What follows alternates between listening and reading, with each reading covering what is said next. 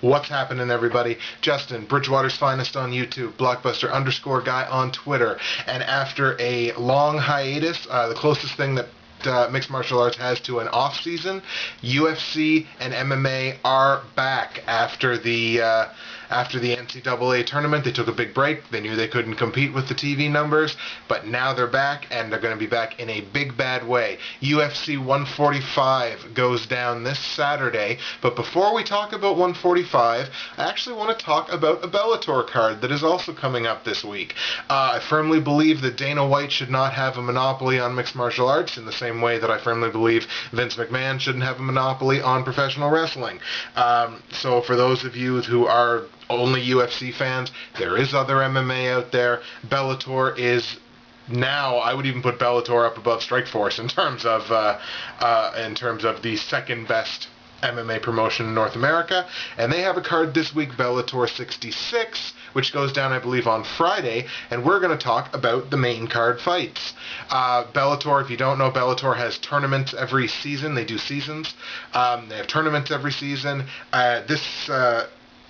Among the other tournaments they're doing this season, they have a tournament in the lightweight and middleweight divisions. Those are the fights that will be featured on this Bellator 66 card, including as well as a highly anticipated rematch between two of the best lightweights in the world. But let's talk about the main card fights. So we have two tournament semifinal fights in the lightweight tournament. We have two tournament semifinal fights in the middleweight tournament. We'll start with the lighter weights. The first tournament semifinal, we have Brent Weidman taking on Thiago Michel. It's not Mitchell, must be Michelle. Brent Weidman, 19-7-1 on his MMA career. He is 5-2 in Bellator. 18 of his 19 pro wins have been finishes. He's got 10 knockouts and 8 submissions, and 5 of his 7 losses have come by decision. So the fight goes the distance, usually not a good sign for Mr. Weidman. Taking on Thiago Mitchell, he is 10-2 in his pro career. He's 1-0 in Bellator. He's a world champion kickboxer. 9 of his 10 pro MMA wins have come by knockout. Both of his losses have come by submission, so obviously still has a very developing ground game. In this fight, I expect Weidman to just take the fight to the ground and be quite dominant from the ground. I expect Weidman is going to win that fight by a second-round submission to move on to the lightweight tournament finals, to face the winner of the second fight, the other lightweight tournament semifinal between Lloyd Woodard and Rick Hahn. Lloyd Woodard, 12-1 on his pro career. He's 2-1 in Bellator. One of his big wins in Bellator was actually against Patricky Pitbull, who is a very highly touted fighter at this weight class, and his loss in Bellator came to the current Bellator lightweight champion, Michael Chandler. And 7 of his 12 professional wins have come by submission, so he's very solid. He's a very solid grappler, good ground fighter. Taking on Rick Hahn. Rick Hahn, 12-1 on his pro career, 4-1 in Bellator, so quite a bit of Bellator experience. And all 12 of his wins have been finishes. He's got 8 knockouts, he's got 4 submissions. He has never gone to the judge's decision in victory. In this fight, I expect there's really no experience edge. Rick Hahn has a little bit of just Bellator experience edge, having 5 fights to Woodard's 3 fights, but I expect Hahn's going to win this. I think Hahn's the superior fighter, even though they have identical 12-1 records. So I expect Hahn is going to win this, and I actually think Hahn is going to get his first professional decision win. I think Hahn is going to win this by a unanimous judge's decision, which will leave Brent Weidman and Rick Hahn as your final for the lightweight tournament in Season 6. Moving on to the middleweights, we have Vyacheslav Vasilevsky. I believe I pronounced that right, but it was a little wonky there at the beginning.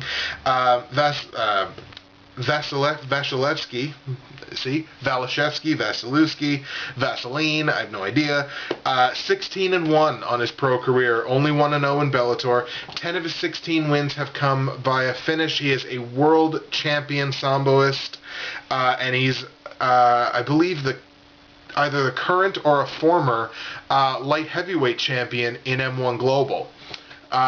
So, you know, M1 producing a lot of those Russian samboists, and this guy is excellent, and this is actually an amazing fight. This should be the middleweight tournament final. Unfortunately, it's not going to be. Taking on Michael Falcao. You may know Michael Falcao from his one fight in the UFC. He is 29-4-1 on his pro career. He's 1-0 in Bellator, as I said, UFC alum. 23 of his 29 victories have come by way of knockout, and he has only lost one fight since 2008. This is going to be a very close fight because, like I said, both of these guys are very experienced. They're really, really, really good fighters. Like I said, this should be the middleweight tournament final. Unfortunately, it's not.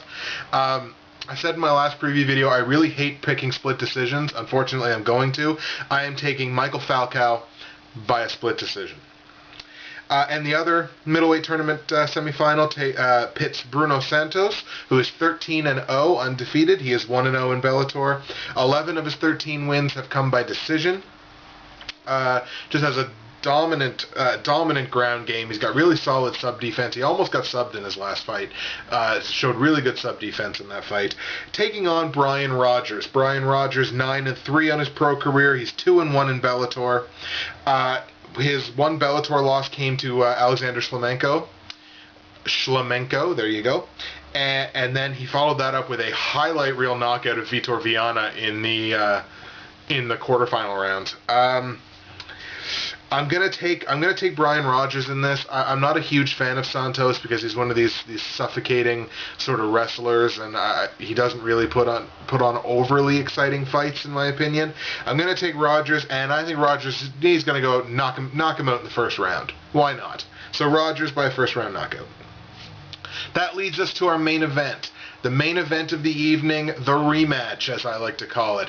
At lightweight, a rematch from Dynamite 2008, Eddie Alvarez, the former Bellator lightweight champion, taking on Shinya Aoki. Eddie Alvarez, 22-3 on his pro career, 7-1 in Bellator. As I said, former Bellator lightweight champion, lost the lightweight title in his last fight to Michael Chandler, and in their first fight was subbed by Aoki by, I think it was a calf slicer or a heel hook, one of the two. At Dynamite 2008, taking on Shinya Aoki. Shinya Aoki, 35-1 on his pro career. Current Dream lightweight champion. This is making his Bellator debut. And his record, he's been fighting top competition for a long time. Very few losses on his career. The losses that he does have, he's got losses to Gilbert Melendez, Strikeforce lightweight champion, one of the best lightweights in the world. Hayato Max Sakurai twice, back when Sakurai was one of the greatest, if not the best lightweight on the planet. And Joaquim Hellboy Hansen, who I think is very underrated. So we got Eddie Alvarez and Shinya Aoki. I'm hoping this is Eddie Alvarez's last fight in Bellator before he jumps ship over to the UFC. Because I'd really like to see Alvarez in there with some of the top lightweights. Really stack the division. I gotta take Aoki again. I really like Shinya Aoki. He's one of my favorite fighters. I gotta take Aoki again, and I gotta take him by submission again, and let's say third round. So just wrapping up the Bellator predictions again, I've got Weidman by second round sub over Michel. I've got Hahn by unanimous decision over Woodard. I've got Falcao by split decision over Vasilevsky, I guess is how it's pronounced. I've got Rogers by first round knockout over Santos, and I've got Aoki by third round sub over Eddie Alvarez. Alright, let's get to the meat and potatoes of this. UFC 145 official predictions. I'm going to start with the two fights that are going to be the fights that are live and free on Facebook. Starts in the featherweight division, Marcus Brimage taking on Maximo Blanco. Marcus Brimage, 4-1 on his pro career. He's 1-0 in the UFC. He was on TUF 14, but he had originally made it for TUF 8 as well as TUF 9. Circumstances had kept him off of those shows. But as he's an alumni of the Ultimate Fighter 14, all four of his pro wins he's finished. He's got 2 knockouts and 2 submissions, so he's even across the board. taking on Maximo Blanco. Maximo Blanco 8-3-1-1 on his pro career, making his UFC debut off of a Strikeforce loss to Pat Healy. Remember, no one comes into UFC off a loss. Interesting. Seven of his 8 pro wins, I should say, have come by way of knockout, and he is the former lightweight king of Pancrase. So as far as how I think this fight's going to go down, I'm a big fan of Maximo Blanco, so I really believe Maximo Blanco's got what it takes to take out Brimage. I've got Maximo Blanco, and I will take it by TKO in the second round, we'll call it. The other free Facebook fight is in the welterweight division. We have Keith Wisniewski versus Chris Clements. Keith Wisniewski, 28-13-1 on his pro career, so a lot of experience. He's 0-2 in the UFC, however. He's a very solid grappler, and he was on a 6-fight win streak before his last fight, in which he fought Josh Neer in his return to the UFC, and was defeated in that fight. Taking on Chris Clements. Chris Clements, 10-4 on his pro career, making his UFC debut. But he has fought UFC-level competition throughout his career. He's fought Rory Markham, fought John Alessio, who is on this card, I believe, and has beaten Rich Clemente. So he has fought and defeated UFC-caliber competition. I don't think that's going to do a whole lot of good for him in this fight. I expect Keith Wisniewski probably fighting for his UFC career here at 0-2. Even though it's 2 different stints. So I expect Keith Wisniewski is going to put this thing on the ground real quick, and he's going to come away with a first-round submission victory. That was Wisniewski over Clements by first-round submission. The rest of the prelim card airing live and free on FX or Sportsnet if you're in Canada. A lightweight bout between Mac Danzig and Efren Escudero. Mac Danzig is 29-1 in his pro career, 4-5 now in the UFC. Winner of the Ultimate Fighter Season 6. He's a hard-nosed fighter. He's tough to finish, but he really needs a win. Mac, I think, is on a 2-fight losing streak, maybe, in the UFC. At the very least, I know he lost his last fight. We'll put it that way. But I really think, to get his UFC record back up to 500, I think Mac is really badly in need of a win here. Taking on Efren Escudero. Efren Escudero, 18-4 on his pro career, 3-3 in the UFC. It was the winner of the Ultimate Fighter Season 8. 12 of his 18 career wins have come by submission. He's a good wrestler, but he's not a very good striker. And I think this is where Mac Danzig can really control the fight, is by keeping the fight on the feet, using his range, using his boxing. I really think Mac can control that fight. If he can stuff Effie's takedowns, then really shouldn't be a problem for him. I expect Mac Danzig to win this fight by way of unanimous judges' decision.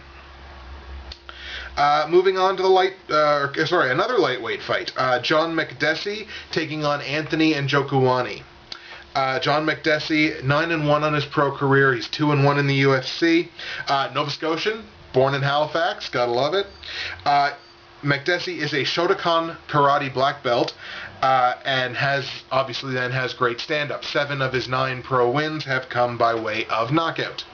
Taking on Anthony Njokuani. Njokuani, 14-6-1 on his pro career. He's 1-2 in the UFC. He's a veteran of the WEC as well. 8 of his 14 wins, so just over 50%, have come by way of knockout, but in 5 of his 6 losses, he's been finished. So, on fights that he's not going to win, obviously it doesn't seem to be going to the judges all that often. I don't expect this fight to go to the judges either. I think John Makdessi is going to make good use of his stand-up. I think he's going to finish the fight via third round TKO. So I have Makdessi beating Njokuani by TKO in the third round. We have a welterweight bout. Moving up to the welterweights between Matt Brown and Stephen Thompson. And this has Fight of the Night written all over it. These guys are guys that like to stand and trade, and I think this has got potential for knockout of the night as well as Fight of the Night. Matt Brown, 13-11 on his pro career. He's 6-5 in the UFC. In his last fight, he went out and TKO'd Chris Cope. And 12 of his 13 wins have been finishes, so he's only ever won one fight by way of decision. Taking on Stephen Thompson. We talked about Stephen Thompson in a previous video. Now 6-0 pro MMA career, 1-0 in the UFC, had a highlight reel Crow Cop-worthy head kick knockout of Dan Stitkin in his UFC debut. 63-0 professional kickboxer, championship, world champion kickboxer. Phenomenal stand-up, which is why I say I think this is going to be the fight to watch. I expect Stephen Thompson is going to run his pro record to 7-0. A second-round knockout of Matt Brown, I believe, is in the cards. So Thompson knocks out Matt Brown in the second round. Moving up to the big boys, the heavyweights. Travis Brown taking on Chad Griggs. Travis Brown, 12-0-1 on his pro career, 3-0-1 in the UFC. His UFC wins have included James McSweeney, Stefan Struve, and Rob Broughton, and 9 of his 12 pro wins have come by way of knockout. Taking on Chad Griggs. Chad Griggs, 11-1 on his pro career, making his UFC debut. 9 of his 11 wins have come by knockout, and he's probably best known for the guy that they thought they were going to feed to Bobby Lashley in Strikeforce, and Bobby Lashley ended up gassing out at the end of the first round, and Griggs won by a second-round retirement, I believe. It was retirement between the second and the third round.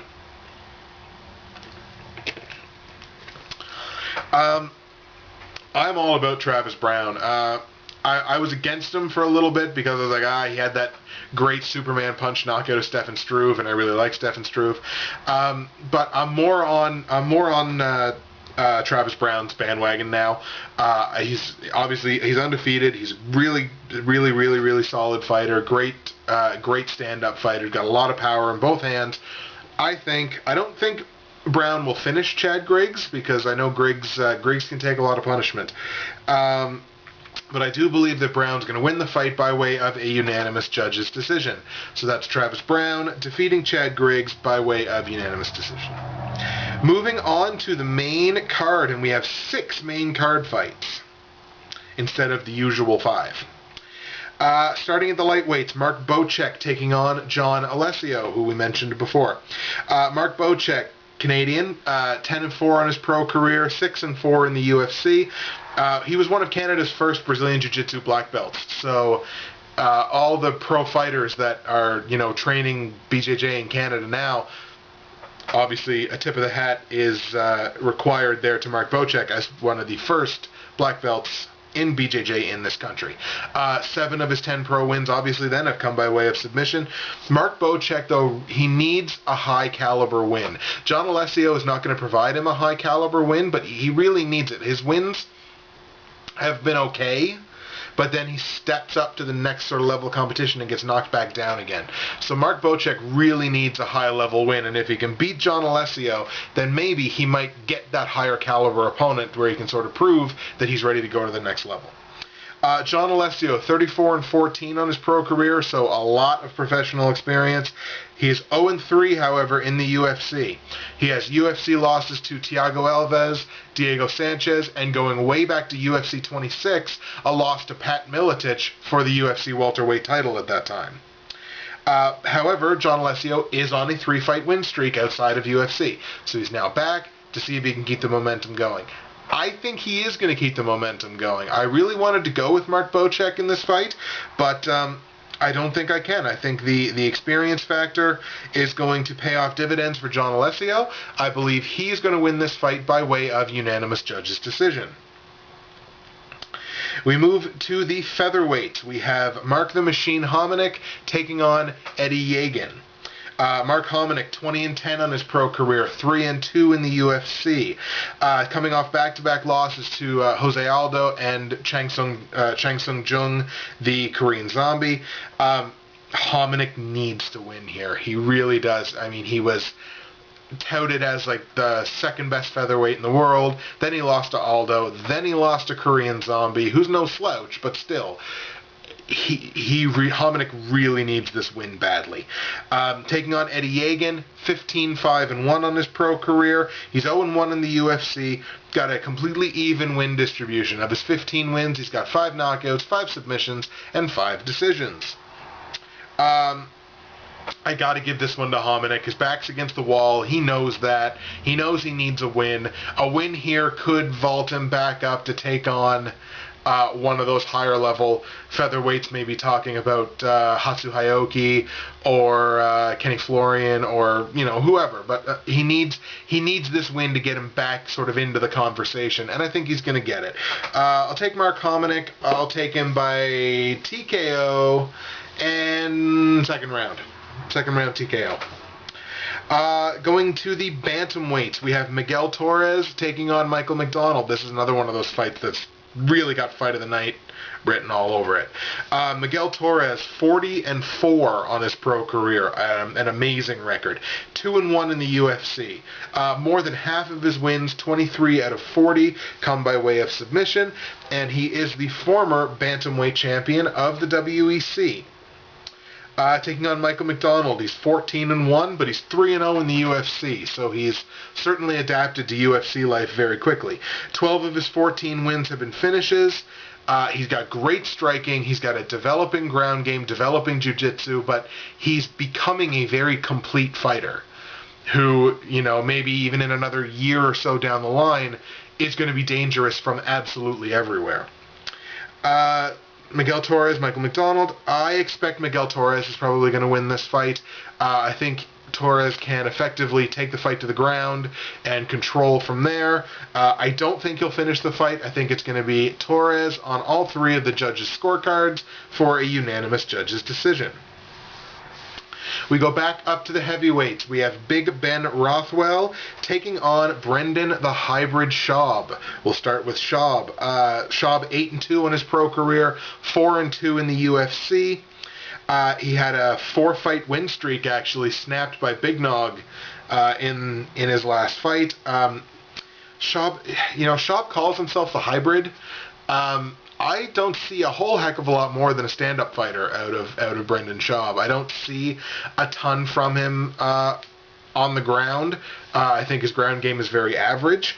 But he really probably shouldn't have to worry about it too much in this fight. Taking on Big Ben Rothwell, 31-8 on his pro career. He's 1-2 in the UFC. He beat Gilbert Yvel, but has lost to Cain Velasquez as well as Mark Hunt. And 28 of his 31 wins have been finishes. So he is the very definition of a finisher, has a lot of power in both hands. He's just, Ben Rothwell is a grizzly, and I expect him to get in there and maul Brendan Schaub. I believe Rothwell is going to finish this thing inside the first round by either knockout or technical knockout. I'll take flat out knockout. He'll knock his head off. Why not? Co-main event of the evening, welterweight bout between Rory MacDonald and Che Mills. Rory MacDonald, 12-1 on his pro career, 3-1 in the UFC. He has held 2 King of the Cage titles at lightweight, the King of the Cage lightweight title and the King of the Cage Canadian lightweight title. And has notable wins on his career over Jordan Meehan, who's another great Canadian fighter, as well as Nate Diaz. Taking on Che Mills. Che Mills, 14-4-1 on his pro career, 1-0 in the UFC. Veteran of Cage Rage. He fought in BAMMA. He's fought in M1. And is currently riding a 5-fight winning streak. I can't bet against Rory MacDonald in this one. Canadian boy, I can't do it. I got Rory MacDonald winning this fight, and I will give it to him. I think he'll submit him. Submit him in the second round. Second round submission for Rory MacDonald. And then we come to our main event of the evening. We waited over a month. We're going to get this main event. John Bones Jones defending his light heavyweight title against Sugar Rashad Evans. Everybody knows I'm not a big Rashad Evans fan. I didn't pick him to beat Phil Davis. He did. to get this title shot. John Bones Jones, 15-1 on his pro career, 9-1 in the UFC. His only career loss was by disqualification to Matt Hamill, the 12-6 elbow incident. He's got dynamic striking, and he's an all-around finisher. He can finish the fight from absolutely anywhere. I'm still not jumping on the John Bones Jones hype train. I'm not quite there yet, but I mean you've got to give the kid his props. You really do. Taking on Rashad Evans. Rashad Evans, 17-1-1 on his pro career, 12-1-1 in the UFC.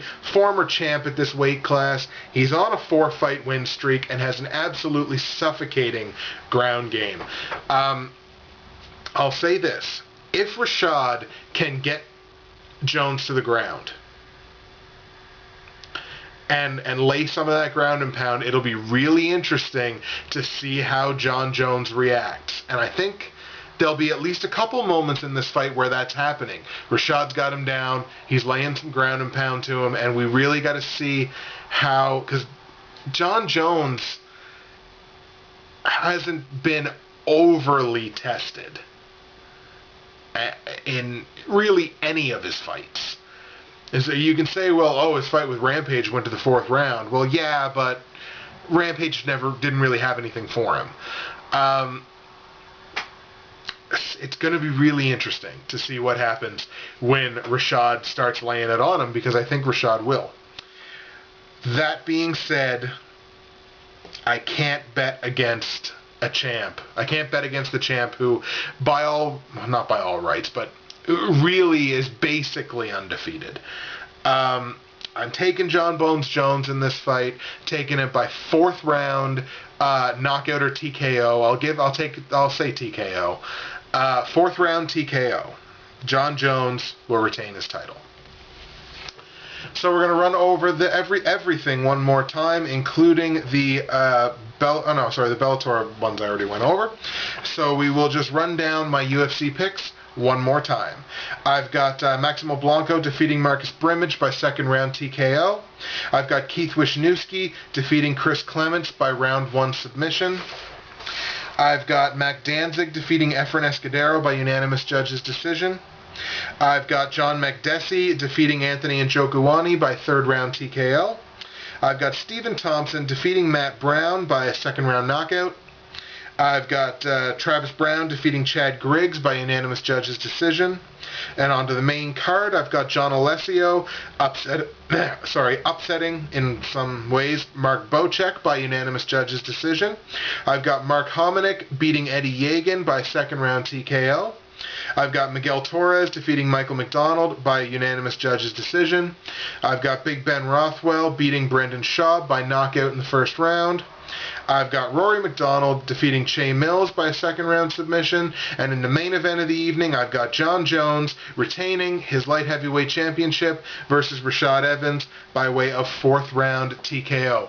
What are your fight picks? Tell me in the comments section below. Like the video, subscribe to me, follow me on Twitter. Once again, I'm Justin, Bridgewater's Finest on YouTube, Blockbuster_guy on Twitter. So happy to have the fights back. Check them out on Saturday. And Friday for Bellator.